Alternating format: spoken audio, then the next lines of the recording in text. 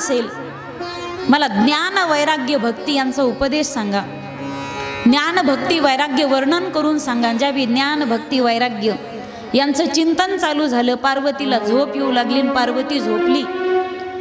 पण मध्येच कथा खंड पडू नये म्हणून जे पोपटाचं पिलू होतं ना, कथा बंद पडू नये म्हणून त्या पिलाने हुंकार घालायला सुरुवात केली.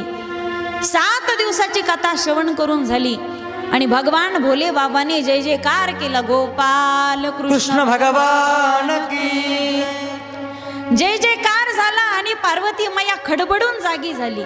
हा प्रभू, पुढे काय झालं? पुढे भगवान परमात्मा काय म्हणाले उद्धवजींना? म्हणले, पार्वती, भगवान परमात्मा उद्धवजीला काय म्हणायचं ते म्हणाले, पण कथा तर पूर्ण होऊन गेली. म्हणे, कथा पूर्ण झाली पण मी पूर्णता ऐकलीच नाही.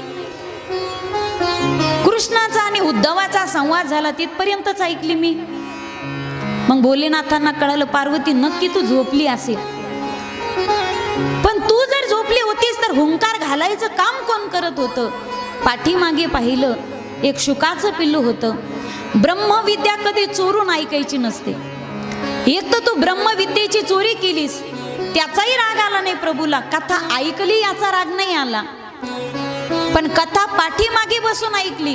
कथा वक्त्याच्या समोर बसून ऐकायची असते. पाठीमागे, साईडला, मंडपाच्या बाहेर, इकडे तिकडे बसून ऐकायची नसते, तर समोर बसून ऐकायची असते. तू ब्रह्मविद्येची चोरी केलीस, तू पाठीमागे बसून कथा श्रवण केलीस.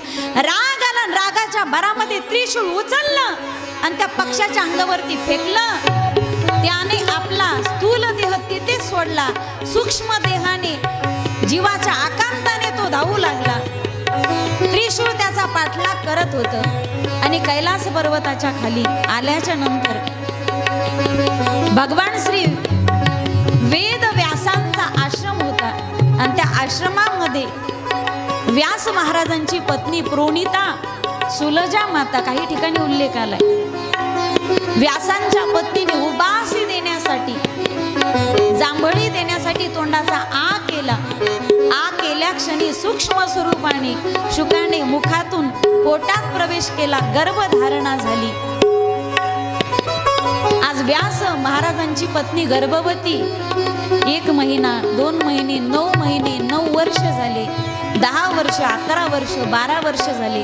बाळ बाहेर यायला तयार नाही. सुलजा माता म्हणते, स्वामी, माझ्या पोटातून वेदांचा ध्वनी येतोय. सांगितलं, देवी, तुझ्या पोटामध्ये राहणारा महान तपस्वी, अरे ये सोबत